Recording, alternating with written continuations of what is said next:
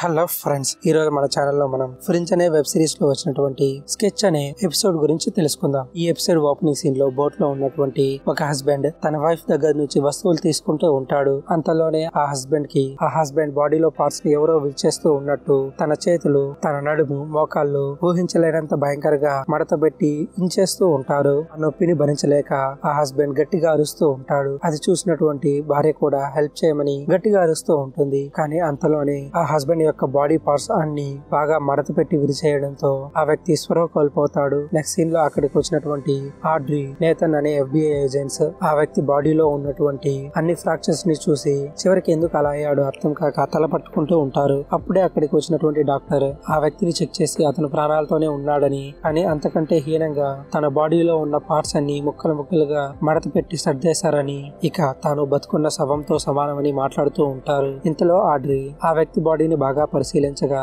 ఆ వ్యక్తి ఫ్రాక్చర్స్ దగ్గర తనకు నల్లగా ఉన్నటువంటి పదార్థం కనిపిస్తుంది. ఆ వ్యక్తి మరణానికి ఎవరు కారణమని ఆలోచిస్తూ ఉంటారు. కానీ అంతలోనే ఆ టౌన్ లో ఉన్నటువంటి రియల్ ఎస్టేట్ కంపెనీలో ఒక సేల్స్ మేనేజర్ వింత ఫ్రాక్చర్లతో శవమైపడి ఉన్నాడని తెలుసుకున్నటువంటి ఆడ్రీ నేతన్ ఆఫీస్ కు వెళ్లి చూడగా అక్కడ సేల్స్ మేనేజర్ తన క్యాబిన్ లో తన బాడీలో ఎగ్జాక్ట్ గా 4 పార్ట్స్ ఎవరో కట్ చేసినట్టు చాలా క్లియర్ గా శవమైపడి ఉంటాడు. అప్పుడు అక్కడ అబ్జర్వ్ చేసినటువంటి ఆడ్రీకి ఆ సేల్స్ మేనేజర్ క్యాబిన్ డెస్క్ కింద మళ్ళీ నల్లగా ఉన్నటువంటి పదార్థం కనిపిస్తుంది. దాంతో ఆడ్రీ నేతన్ ఇద్దరు కలిసి వారిద్దరి చావుకి ఎవరు కారణమో తెలుసుకోవాలని, ఆ పదార్థం ఏమిటో తెలుసుకోవడానికి ఆ బాడీస్ ని అలానే ఆ పదార్థాన్ని ల్యాబ్ కు పంపించి టెస్ట్ చేయగా టెస్ట్ రిజల్ట్స్ చూసి ఆడ్రీ మరియు నేతన్ షాక్ అవుతారు. నిజానికి ఆ నల్లగా ఉన్నటువంటి పదార్థం గ్రాఫైట్ అని, ఆ గ్రాఫైట్ ని నార్మల్ గా పెయింటర్స్ పెయింట్ వేయడానికి డ్రా చేస్తూ ఉంటారని వారికి తెలియడంతో బహుశా కిల్లర్ ఒక పెయింటర్ అయి ఉండవచ్చని ఆ సిటీలో ఉన్నటువంటి పెయింటింగ్ షాప్ లో ఎవరైతే గ్రాఫైట్ పెన్సిల్స్ ని అలానే గ్రాఫైట్ ని ఎక్కువగా కొనుక్కుని వెళ్ళి ఉంటారో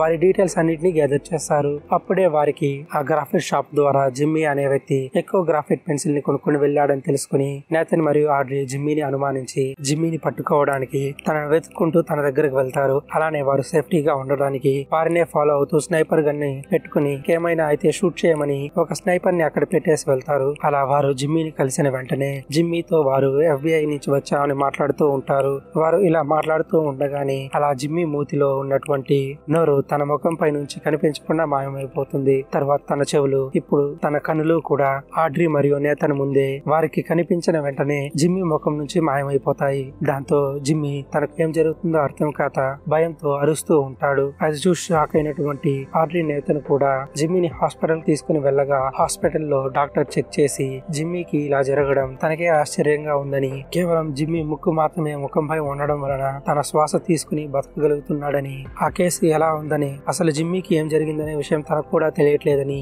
డాక్టర్ ఆడ్రీ నేతన్కి చెప్పడంతో వారు ఏం చేయాలని ఆలోచిస్తూ ఉంటారు. అప్పుడు నేతన్ ఆ టౌన్ లో ఒక రోజులోనే 3 వింత కేసులు జరిగాయని, కానీ వారు ఏమీ చేయలేకపోతున్నారని ఫ్రస్ట్రేట్ అవుతూ ఉంటాడు. నెక్స్ట్ సీన్ లో ఆడ్రీ నేతన్ కి జిమ్మీ యొక్క వైఫ్ విక్కీ ఒక ఆర్టిస్ట్ అని, తను టీచింగ్ చేస్తూ ఉందని తెలియడంతో విక్కీని ఎంక్వైరీ చేయడానికి విక్కీ టీచింగ్ చేస్తూ ఉన్నటువంటి ఆ ప్లేస్ కి వెళ్తారు. దాంతో విక్కీ కూడా ఆడ్రీ నేతన్ తో నార్మల్ గానే మాట్లాడుతూ ఉంటుంది. కానీ వారు పోలీసులను తెలియడంతో విక్కీ వింతగా బిహేవ్ చేసి అక్కడి నుంచి వారిద్దరిని పంపించేస్తుంది. దాంతో ఆడ్రీ నేతన్ విక్కీ గురించి ఇంకా డీటెయిల్స్ తెలుసుకోవాలని విక్కీ క్లాస్ లో టీచింగ్ చెబుతూ ఉండగానే తన ఇంటికి వెళ్లి తన ఇంట్లో సెర్చ్ చేస్తూ ఉంటారు. అప్పుడు ఆడ్రీ నేతన్ కి విక్కీ ఇంట్లో తన పెయింటింగ్స్ అందరినీ ఎవరో చిందరవందరగా చేసి అక్కడి నుంచి కొన్ని పెయింటింగ్స్ దొంగిలించారని అర్థమవుతుంది. అలా విక్కీ ఇంట్లో తిరుగుతూ ఉన్నటువంటి విక్కీ నేతన్లు ఆ ఇంటిని చెక్ చేస్తూ ఉండగానే సడన్ గా అక్కడ ఉన్నటువంటి పూలకుండి టేబుల్ పై నుంచి దానంతటా అదే కింద పడి పగిలిపోతుంది. దాంతో ఆ పూలకుండి ఎలా పగిలిందనే విషయం అర్థం కాక వారిద్దరూ అక్కడే తిరుగుతూ ఉంటారు.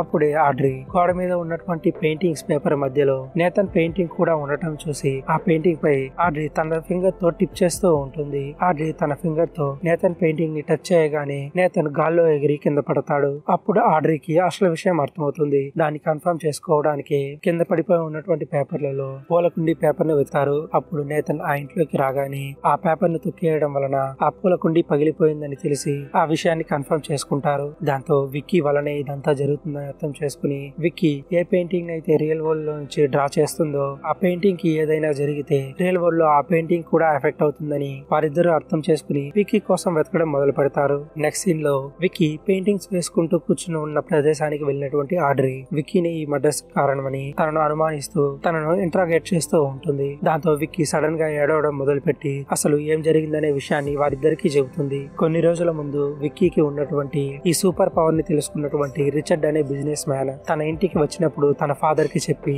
ఆ టౌన్ లో ఉన్నటువంటి అందరి స్కెచెస్ ని అలానే ఆ టౌన్ యొక్క మ్యాప్ ని డ్రా చేసి తనకిమ్మన్నాడని, అందుకు తాను ఒప్పుకోకపోతే తన ఫాదర్ ని కిడ్నాప్ చేసి తనను బెదిరిస్తూ ఉన్నాడని, అందుకే తనకు రిచర్డ్ అడిగిన అన్ని పెయింటింగ్స్ తాను వేసి ఇచ్చానని, అంతే తప్ప తనకు ఏమీ తెలియదని అంటుంది. ఈ విషయం తెలుసుకున్నటువంటి ఆడ్రీ నేతన్ ఇద్దరు ఆలస్యం చేయకుండా రిచర్డ్ ఎక్కడున్నాడో తెలుసుకుని రిచర్డ్ బోట్ లో వేరే దేశానికి పారిపోతూ ఉన్నాడని అతన్ని వెళ్లి పట్టుకోవడానికి ప్రయత్నిస్తారు. కానీ ఆడ్రీ నేతన్ ని అలానే వారితో పాటు విక్కీని చూసినటువంటి రిచర్డ్ కి తన విషయం అందరికీ తెలిసిపోయిందని అర్థం చేసుకుని ఇక్కడి నుంచి ఆడ్రీని నేతన్ ని వెళ్లిపోమని, లేదంటే ఆ టౌన్ లో ఉన్నటువంటి వారిని అందరినీ తన దగ్గర ఉన్నటువంటి ఆ టౌన్ మ్యాప్ తో పక్కనే ఉన్నటువంటి నదిలో ముంచి చంపేస్తా అని శాంపుల్ గా ఆ టౌన్ లో ఉన్నటువంటి ఒక కొండపై చేయి పెడతాడు. ఆ కొండ వారు చూస్తూ ఉండగానే ఆ కొండ కూలిపోతుంది. దాంతో ఆడ్రీ నేతన్ ఏం చేయాలని ఆలోచిస్తూ ఉండగానే ఆ మ్యాప్ ని పట్టుకుని ఉన్నటువంటి రిచర్డ్ ని ఎవరో పంచ్ చేసిన విధంగా రిచర్డ్ కూడా కింద పడిపోతాడు. ఆ మ్యాప్ ఉన్నటువంటి పేపర్ కూడా పక్కనే కింద పడిపోతుంది. ఇప్పుడు రిచర్డ్ వెనక నుంచి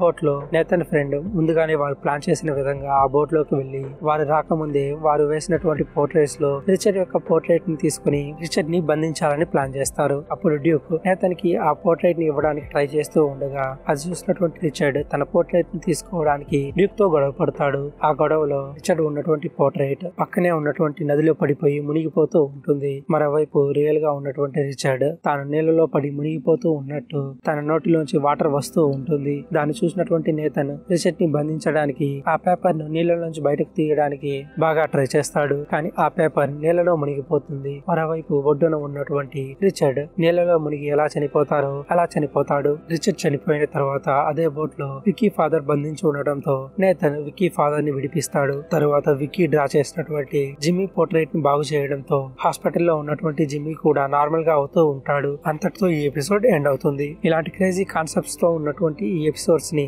మీకు ఇష్టమైతే కింద కామెంట్ చేసి ఆ విషయాన్ని మాకు తెలియజేయండి. ఇలాంటి క్రేజీ కాన్సెప్ట్స్ తో ఉన్నటువంటి వింత ఎపిసోడ్స్ ని వాటి ఎక్స్ప్లెనేషన్ ని మన ఛానల్లో మరింత అప్లోడ్ చేద్దాం. కలుద్దాం మరొక ఎపిసోడ్ తో. బాయ్.